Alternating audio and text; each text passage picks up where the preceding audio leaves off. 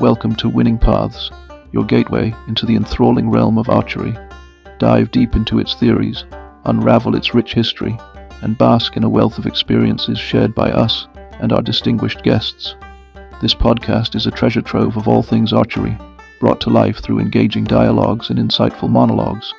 Proudly produced by the Irish Field Archery Monthly, Ireland's premier non-profit archery community magazine, our existence is a testament to the unwavering support and dedication of our listeners. If our content resonates with you, we warmly invite you to bolster our mission through a direct donation to our dedicated account. Find the link in our description. Our episodes are the culmination of thoughtful analysis, extensive research, academic endeavors, and the publication of articles and books on archery, both in Ireland and internationally. The core of our content is original, crafted from our intellectual endeavors, while any borrowed insights are duly credited, showcasing the cited authors and outlining our research methodology. Our commitment to you is unwavering, to deliver compelling, original content bi-weekly, free of charge, enriching your knowledge and passion for archery.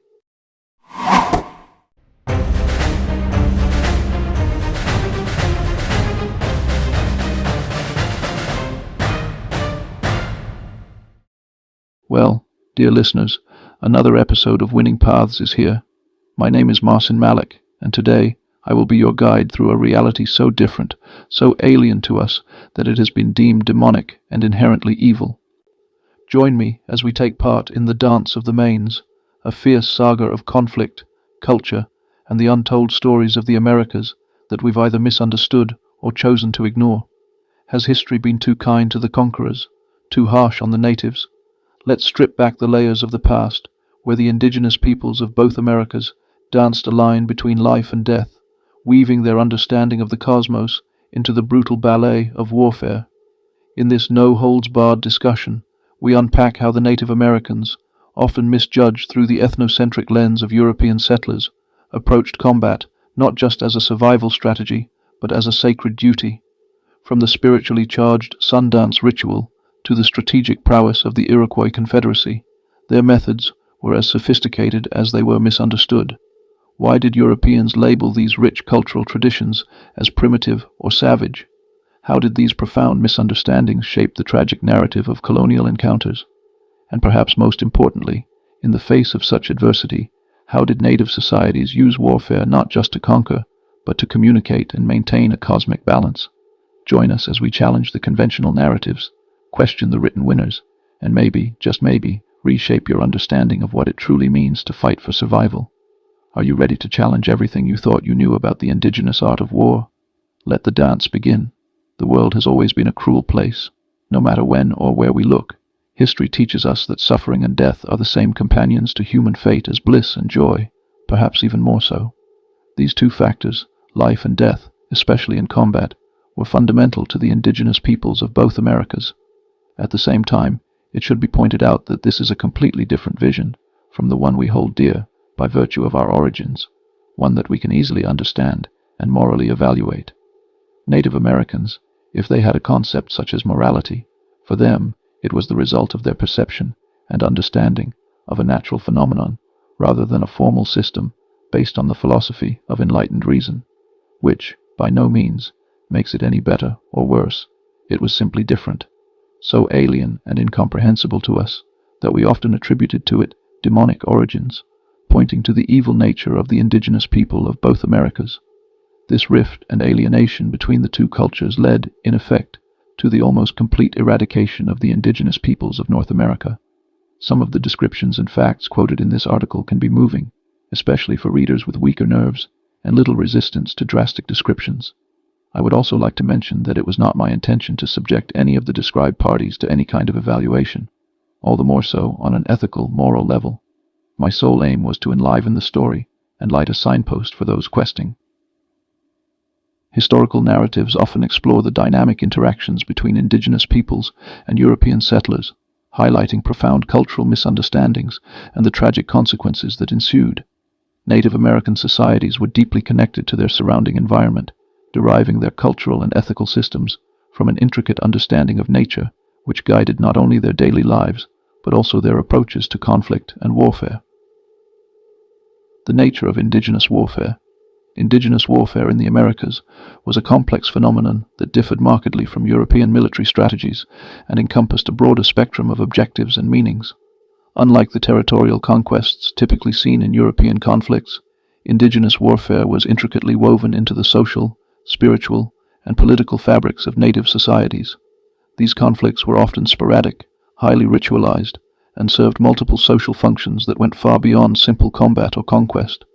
For many Native American tribes, warfare was a means of communication within and between tribes, a way to resolve disputes, and a method for managing resources and territories. It was also a vital component of the cultural identity of warriors, playing a crucial role in personal and communal honor. Warfare allowed individuals to earn social status and respect, which were critical in societies where status was not hereditary, but earned through acts of bravery and skill. Tactically, indigenous warfare was characterized by its use of guerrilla strategies. This involved small, mobile groups of warriors who engaged in swift, hit-and-run attacks, ambushes, and surprise raids. These tactics took full advantage of the warriors' intimate knowledge of their natural surroundings, allowing them to move stealthily and strike unexpectedly. The landscape itself was a weapon, with its features: dense forests, rugged mountains, and vast plains, offering both cover and strategic advantages. The natural environment was not merely a backdrop for military engagements, but an integral part of warfare strategy. This reliance on surprise and mobility highlights a significant aspect of indigenous warfare: its emphasis on psychological impact. By striking quickly and without warning, Native American warriors could instill fear and confusion in their enemies, which were potent weapons in their own right. The goal was often to demoralize the opponent and disrupt their ability to fight back effectively, rather than to engage in prolonged and bloody battles. Furthermore, the rituals associated with warfare were deeply significant. Before entering battle, many tribes engaged in elaborate preparatory rituals that involved prayers, dances, and the invocation of spiritual protectors. These rituals were crucial for preparing the warriors mentally and spiritually, reaffirming their courage, and ensuring the support of supernatural forces. The performance of these rituals also reinforced communal bonds and prepared the entire community for the potential consequences of warfare. The ethical framework governing indigenous warfare was also distinct from European norms. Many tribes adhered to strict codes of honor that dictated not only how to fight, but also how to treat captives and when to cease hostilities. For instance, some groups believed it dishonorable to kill an unarmed or wounded enemy, and such actions could tarnish a warrior's reputation and honor. Captives were often taken not merely as slaves, but could be adopted into the tribe, filling social or demographic gaps caused by warfare or disease. This practice underscores the fluidity of tribal membership and the potential for enemies to become kin, a concept that was largely alien to European observers. The misinterpretation of these tactics and rituals by European colonists often led to misunderstandings and intensified conflicts. European soldiers, accustomed to formal battlefields and declared wars, misread the indigenous approach to warfare as primitive or cowardly. This failure to recognize the strategic depth and cultural importance of Native American warfare tactics contributed to the tragic history of violent encounters and the eventual suppression of indigenous military traditions. In summary, indigenous warfare in the Americas was a sophisticated system that integrated military strategy with social structure, spiritual beliefs, and environmental knowledge. It was not solely about defeating enemies, but was a crucial element of social regulation and cultural expression. Understanding the nature of indigenous warfare thus provides key insights into the broader cultural and social dynamics of Native American societies. Shortcomings of the indigenous art of war. The weakness of such a system of warfare was its focus on direct and immediate gain. Warriors fought if they hoped to gain loot and fame, and only as long as they felt like it. Rarely did they conduct more complex and protracted campaigns that were thought to yield defined benefits within extended periods of time. They were incapable of engaging in deep reconnaissance, confining themselves to tracking the enemy, and rarely used overwatch on the march, with the exception of spotters and rearguards, whose job was to ambush the pursuing enemy. They could not understand why the whites attacked in winter, after the warfare season when it was time to rest. They often did not post camp guards, making them easier to surprise in dormant settlements. Native American weapons, the most important weapon of the forest. Native Americans used both before and after encounters with whites, was the bow with arrows and the mace of stone or wooden hilt, a highly dangerous weapon in hand-to-hand combat. The bow and arrows began to be superseded over time by firearms, and the wooden mace was replaced by the steel axe, tomahawk. The Indians quickly recognized the value of the European musket and learnt to use it well. White traders, especially French and Dutch, were happy to supply them with guns, steel knives, and tomahawks in exchange for valuable animal furs. However, even the adoption of firearms did not significantly affect the way the Native Americans fought. Their favorite tactic remained the surprise attack on the isolated settlements of their opponent, who, from the mid-17th century onwards, was increasingly the European colonist. Spiritual and traditional foundations of indigenous warfare practices. Indigenous warfare in the Americas was deeply entrenched not only in the material needs of tribes, but also in their spiritual traditions and life, imbuing combat with profound symbolic and ritualistic importance. This approach to warfare can be observed across various tribes, where combat was interwoven with spiritual beliefs and traditional practices, providing a rich tableau that demonstrates the complexity of indigenous societies. Central to understanding the spiritual and traditional dimensions of indigenous warfare is recognizing that many Native American tribes viewed physical conflicts as extensions of their spiritual and cosmological beliefs. War was often seen as a sacred duty, imbued with rituals and accompanied by prayers and ceremonies designed to invoke divine protection and success in battle. These rituals were not mere superstitions, but integral components of warfare, believed to influence the outcome of military engagements by aligning the warriors' actions with the spiritual forces of their world. For example, among the Plains Indians, warriors engaged in the sun dance ritual, which involved dancing, fasting, and personal sacrifice to gain spiritual power for upcoming battles. Similarly, the Aztecs engaged in the flower wars, a form of ritual combat designed not only to train warriors, but also to capture victims for religious sacrifice, thereby appeasing their gods to ensure agricultural fertility and cosmic balance. The spiritual dimension of warfare also dictated the conduct of battles. Many tribes believed that the land was imbued with spirits, and that specific landscapes held sacred significance. The act of fighting on or for these sacred grounds was often perceived as a duty to protect the spiritual health of the tribe and its territory.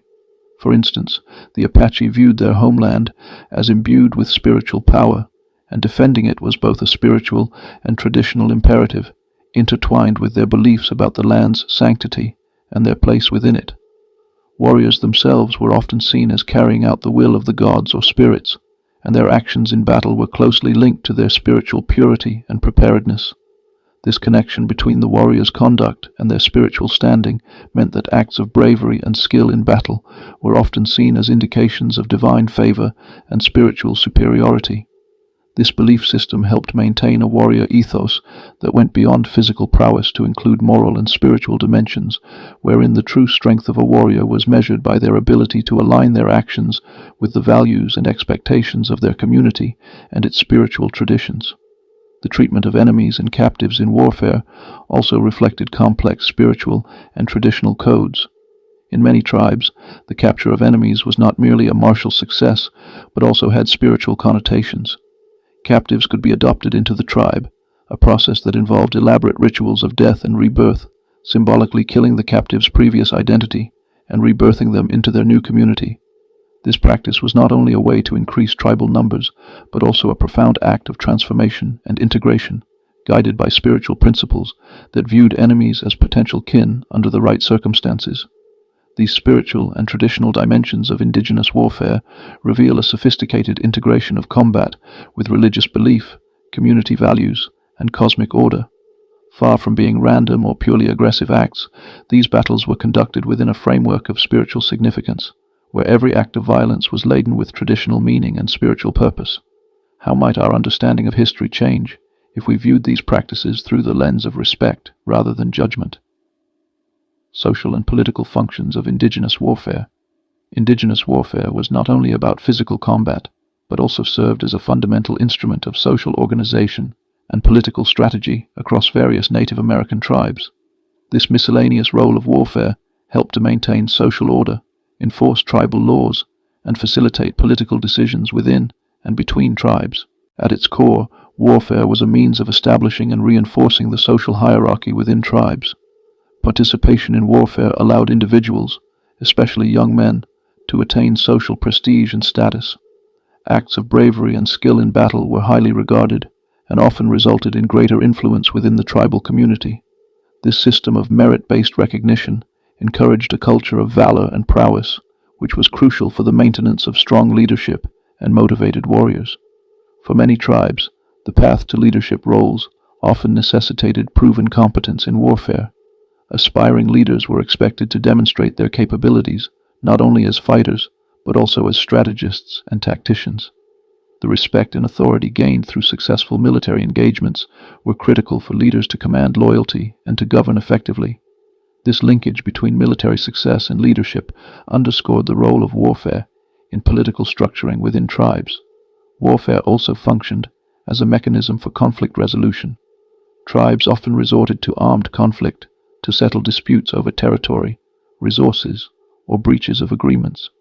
Rather than perpetual hostility, these conflicts were typically conducted according to established protocols, which sought to avoid unnecessary loss of life and to restore peace and order swiftly. The outcomes of these engagements often led to new treaties and alliances, showcasing warfare as a dynamic tool for diplomacy and negotiation. Furthermore, the control and distribution of resources such as land, water, and hunting grounds were often contingent upon military strength, and strategic alliances formed through warfare. Successful campaigns ensured a tribe's access to valuable resources, which in turn guaranteed the community's survival and prosperity. In regions where resources were scarce, the ability to defend or expand territory through warfare was particularly crucial. Warfare was instrumental in shaping intertribal relations. It was used not only as a means of exerting dominance, but also as a way of forming strategic alliances. Marriage alliances, tributes, and the exchange of goods often accompanied peace treaties, weaving a complex network of relationships among tribes. These alliances were essential for maintaining a balance of power and for collective security against common enemies. In cases where tribes faced external threats, warfare served as a unifying force, bringing together different groups under a common cause. The Confederation of Tribes, such as the Iroquois League, exemplifies how warfare-related strategies could lead to strong political structures capable of governing large territories and diverse populations. Warfare also had ceremonial and legal aspects that were integral to tribal governance. War councils played a critical role in decision-making processes, where leaders and elders discussed whether to pursue peace or war. These gatherings were not only strategic but also ceremonial, imbued with rituals that sought to ensure the correctness of the decision in the eyes of the community and the spiritual world. Moreover, the outcomes of battles often influenced the legal standing of tribes, affecting their rights to land, resources, and respect from other tribes. The enactment of warfare, therefore, was deeply embedded in the legal traditions of Native American societies, serving as a means of enforcing tribal law and sovereignty. In summary, the social and political functions of indigenous warfare were critical to the structure and survival of Native American tribes. Through warfare, tribes managed their resources, resolved conflicts, built alliances, and structured their political and social hierarchies. This complex role highlights the sophisticated nature of indigenous governance systems, where warfare was seamlessly integrated into broader social and political practices. European misinterpretations and ethnocentrism. European interpretations of indigenous warfare were deeply colored by ethnocentric biases and misconceptions, which played a significant role in shaping the interactions between Native American tribes and European colonizers. These misinterpretations arose primarily from a fundamental lack of understanding and appreciation for the complex cultural, social, and spiritual dimensions underpinning Native American warfare. As a result, European observers often wrongly characterized indigenous combat tactics and strategies as primitive or underhanded. The guerrilla tactics employed by many Native American warriors, such as ambushes, surprise attacks, and strategic retreats, were particularly perplexing to European military minds, accustomed to the formal battle lines and open combat of contemporary European warfare. Europeans viewed the battlefield through the lens of chivalric and formal military traditions, where the valor of a soldier was measured in direct, open confrontation. Hence, they often misjudged Native American war tactics as cowardly or indicative of a lack of martial discipline and bravery. This critical misunderstanding stemmed from a failure to recognize the tactical intelligence in using the terrain and element of surprise to one's advantage, which are now considered hallmarks of sophisticated military strategy. The European misreading of these tactics as signs of cowardice rather than strategic acumen underscores the deep cultural chasm that existed between the two groups. Moreover, European narratives frequently employed the term savage to describe Native American warfare practices, particularly focusing on aspects like scalping and the physical brutality of combat. These descriptions often lacked context and failed to acknowledge similar practices within European history, such as the display of heads on spikes or the drawing and quartering of bodies, which were common in Europe for centuries.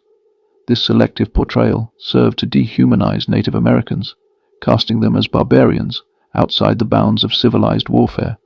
The ethnocentric lens distorted European interpretations, simplifying a complex array of indigenous cultural practices into crude stereotypes that justified colonialist policies and expansionist agendas. It provided a moral rationale for the often brutal treatment of Native American peoples under the guise of bringing civilization and Christianity to the purportedly lawless and savage lands. These misinterpretations had profound implications for diplomatic relations and conflict resolutions.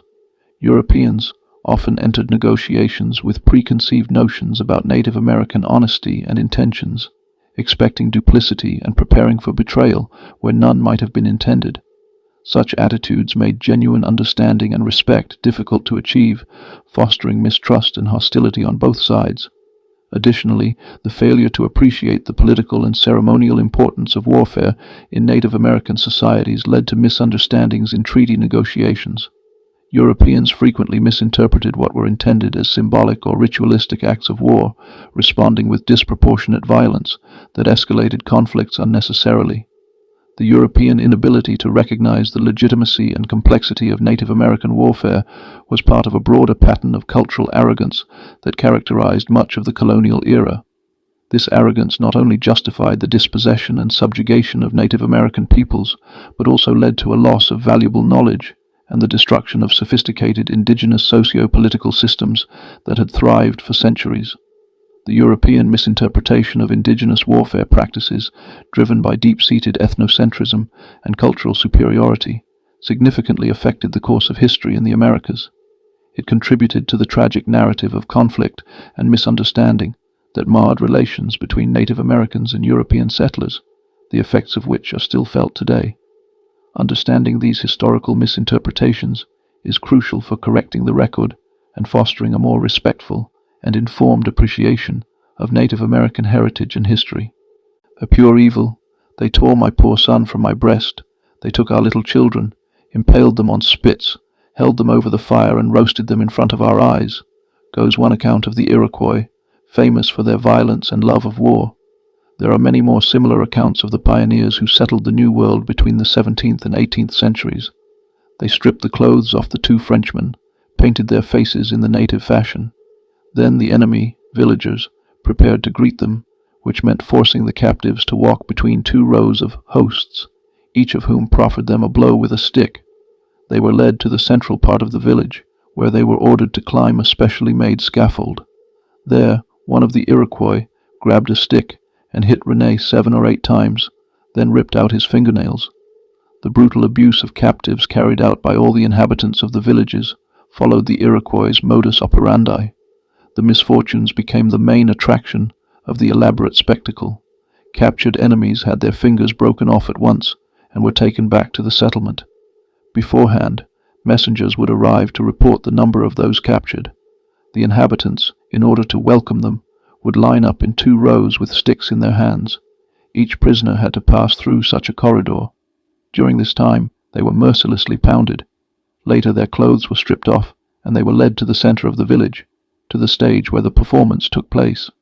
If the war expedition was in retaliation for the death of the Iroquois, matrons from the families that had suffered the loss would select those captives to be assimilated, and literally replace those killed. It was believed that the spirits of the dead would ascend to the slaves. In this way, the tribe evened out its population. Those who weren't so lucky perished in agony. To the sound of drums, the wailing of shamans, dances, and burning herbs, Their fingernails were ripped off, burned with hotheads, bones and teeth broken, flaps of flesh torn out and parts of the face cut off. The torture could last for hours. The aim was to inflict as much pain on the victim as possible. Before death, the scalp was removed from the victim. The bleeding open skull was sprinkled with ash or sand. When the enemy finally died, the flesh was separated from the bones, cooked and eaten at ritual feasts. In view of such descriptions, is it any wonder that Europeans saw the Native Americans as pure evil? Women had a greater chance of survival. They were often repeatedly raped, but less often killed. They could become slaves in the indigenous camp or marry one of the warriors. Children were also spared and adopted into the ways of the tribal world. Those slaves who did not die under torture and were not assimilated were allowed to return among their own, as long as someone redeemed them. Comanches gather in the market and offer captives for sale. If the captive is a woman, she is first raped by her owner in front of everyone. Then the warrior says to the buyer, "Now you can take her, now she is good," recalled Fray Andres Varro, one of the missionaries in North America. Impact of indigenous warfare tactics. The indigenous warfare tactics of Native American tribes, while often misunderstood or negatively portrayed by European colonists, were in fact highly sophisticated and intricately tailored to the specific environmental and social contexts of their communities. These tactics were not just methods of warfare, but also instruments of broader social and political engineering, particularly evident in the strategies employed by the Iroquois Confederacy. The Iroquois Confederacy, also known as the Haudenosaunee, exemplifies the advanced nature of indigenous military strategy. Comprising several tribes including the Mohawk, Oneida, Onondaga, Cayuga, Seneca, and later the Tuscarora, the Confederacy utilized a combination of political diplomacy and military action to become one of the most powerful entities in northeastern North America. Their military prowess was not just about combat effectiveness, but also about the strategic use of warfare to secure and expand their territorial and political influence. One of the key elements of Iroquois warfare was the strategic integration of military campaigns with their sophisticated political structure. The Confederacy's Central Council, which included representatives from each member tribe, coordinated their military efforts.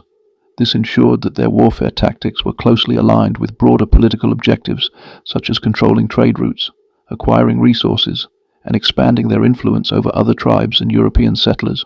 The Iroquois were also adept at psychological warfare, using fear and reputation to their advantage to prevent actual conflict.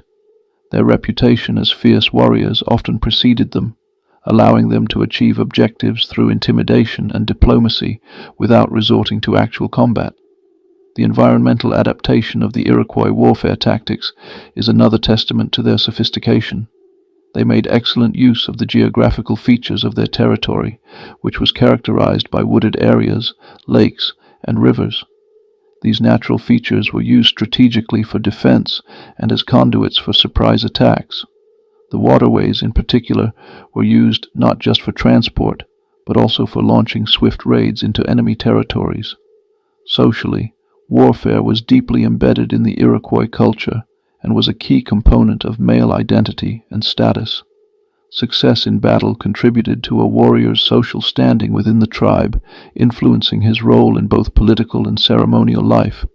This social aspect of warfare also motivated warriors to adhere to and develop effective combat strategies that enhanced their honor and standing within the community. The effectiveness of Iroquois military strategies is evident in their ability to maintain autonomy and influence in the region well into the period of European colonization. Their strategic alliances and treaties with Europeans were often negotiated from positions of strength, derived from their military capabilities and political cohesion. This not only ensured their survival, but also allowed them to exert considerable influence over the colonial policies affecting their territories. The indigenous warfare tactics of the Iroquois Confederacy illustrate the complex and dynamic nature of Native American military strategy. Far from being primitive, these tactics were calculated and sophisticated, integrating seamlessly with their environmental understanding and social structures. The Iroquois' ability to maintain their power through a combination of military strength, political diplomacy, and strategic alliances underscores the impact and sophistication of their warfare tactics. Cultural and ethical dimensions of indigenous combat. Indigenous warfare was governed by a complex array of cultural and ethical norms that distinguished it sharply from European martial practices. These norms were not just tactical choices, but were deeply imbued with spiritual significance and linked to the broader cosmological views of native societies. This system of warfare ethics was integral to maintaining both cosmic balance and social order, reflecting a holistic approach where warfare was woven into the fabric of spiritual and community life. Native American tribes often adhered to strict codes of honor that regulated the conduct of warriors during and after battles. These codes were more than strategic or pragmatic considerations. They were moral imperatives that reflected the tribe's core values and spiritual beliefs. The conduct of each warrior was not only a personal matter, but a reflection of the tribe's collective honor and spiritual health. For instance, many tribes practiced rituals before engaging in battle that included fasting, prayer, and purification. Such rituals were meant to prepare the warriors spiritually and morally for combat, ensuring that their actions on the battlefield were in alignment with tribal ethics. Warriors were often required to act not out of hatred or anger, but as agents of their community's will, with a clear moral mandate to restore balance or rectify a wrong. The practice of counting coup, as noted among the Plains tribes, is a prime example of how indigenous ethical norms influenced combat tactics. This practice involved warriors striking or touching their enemies with a hand or a stick, and then escaping unharmed. More than just a display of bravery, counting coup was a profound demonstration of skill and restraint. It emphasized courage and cleverness over sheer lethality, valuing the warrior's ability to outwit and outmaneuver the opponent rather than to kill. Counting coup was often celebrated more than killing an enemy because it required greater bravery to approach and touch an opponent while avoiding harm. This act conveyed honor not only upon the individual warrior, but also upon his tribe, enhancing his status within the community while adhering to a culturally sanctioned form of warfare that prioritized honor over destruction. These practices stand in stark contrast to the European emphasis on battlefield prowess and conquest, where victory was often measured in terms of casualties inflicted and territory gained. In many native cultures, the integrity of the approach to warfare, the honor of the warriors, and the adherence to spiritual and ethical laws were as important, if not more so, than the outcome of the battle itself. European observers frequently misunderstood these practices, interpreting restraint as weakness and the complex social rituals associated with warfare as superstitious rather than recognizing them as part of a coherent ethical framework. This lack of understanding led to significant misinterpretations of native intentions and strategies, contributing to the tragic conflicts and consequences of colonial encounters. In many native societies, warfare was seen as a necessary but regulated aspect of life, intended to restore balance and harmony within the universe. Acts of war were therefore closely linked with cosmic events and spiritual beliefs, and victories in battle were often seen as signs of favor or support from spiritual forces. This cosmological dimension of warfare reinforced the need for ethical conduct, as any deviation from the moral and spiritual laws could invite not only social disapproval, but also cosmic retribution. As we reflect on these profound connections between combat, culture, and spirituality in Native American warfare, one might wonder how different historical outcomes might have been if these indigenous practices had been understood and respected rather than dismissed. Could a deeper appreciation of these rich cultural traditions have altered the course of Native European relations? Anthropologists of culture and ethno-historians who look at indigenous customs are able to decode the meaning of violence. However implausible it may seem today, it served the function of strengthening the unity and cohesiveness of the tribe. At the time of the colonization of the Americas, though, few were able to take a broader view and try to understand the world of the indigenous inhabitants of the continent. The cruelty of the tribes, the violence, raids, torture, rape, the desecration of corpses, all these served as justification for the increasing harassment, swelling violence, genocide, fraud, and dispossession of the local people from their native land by the white settlers and the U.S. state. Those who saw the natives as nothing more than bloodthirsty, cruel savages, those who often had love of humanity on their lips, proved to ultimately become bloodthirsty beasts themselves. On the 29th of November 1864, 700 of Colonel John Chivington's Colorado soldiers opened fire upon 200 Cheyenne and Arapahoes encamped at Sand Creek Lake, mostly old men, women, and children. The intervention turned into a bloodbath. Soldiers pulled scalps from the heads of Indians, tore open the stomachs of pregnant women, cut off the victims' noses, ears, and gouged out their eyes. They also arranged a hunt for the youngest boys. The target in the shooting competition was a 3-year-old child. One cannot comprehend the cruelty of the Indians without taking into account their worldview and beliefs. Decimated by disease and war, famine, and the disintegration of natural tribal structures caused by the culling of buffalo herds, Native Americans confined to reservations looked for hope, some in alcohol, others in the promises of shamans. By the end of the 19th century, those on the Dakota reservations began to promote a belief in a soon-coming white apocalypse that would allow the Indians to reclaim their land and dignity. To this end, they indulged in a dark dance of the mains, a kind of prayer expected to bring back the buffalo and banish the newcomers from across the ocean. On the 29th of December 1890, in the Lakota village on Wounded Knee Creek, the Army tried to enforce a ban on these dances. However, the situation got out of hand. The military began shooting at defenseless residents of the reserve. Several hundred Indians were murdered, including many women and children, as well as Chief Bigfoot. The commanding officer of the troops who carried out this slaughter, Colonel James Forsyth, although indicted, escaped responsibility. Public opinion was, indeed, firmly on his side, expressing more or less openly the view that the Indians deserved what happened to them. Some explicitly called for a final solution to the Indian question. Among those calling for a ruthless crackdown on the natives was L. Frank Baum, later author of The Wizard of Oz. In columns for the press, he expressed the call for the total annihilation of the few remaining Indians and the wiping out of the face of the earth of these uncontrollable and untamable creatures. Neither did the American state flinch from compensating the Lakotas for their losses, despite the fact that General Nelson Miles sought to do so for the rest of his life. However, he found no heed in the ranks of the Army or in Congress. The Sand Creek Massacre closes the period of wars between the white colonizers and the natives, who in short phrase lost the clash of civilizations. Although the white man shunned violence and cruelty, ultimately inflicted a cruel fate on millions of indigenous people, by stripping them of their land and their dignity, perishing their entire world. As we draw today's discussion to a close, we're left to ponder the shadows cast by history, shadows that stretch long and deep over the landscapes of the Americas.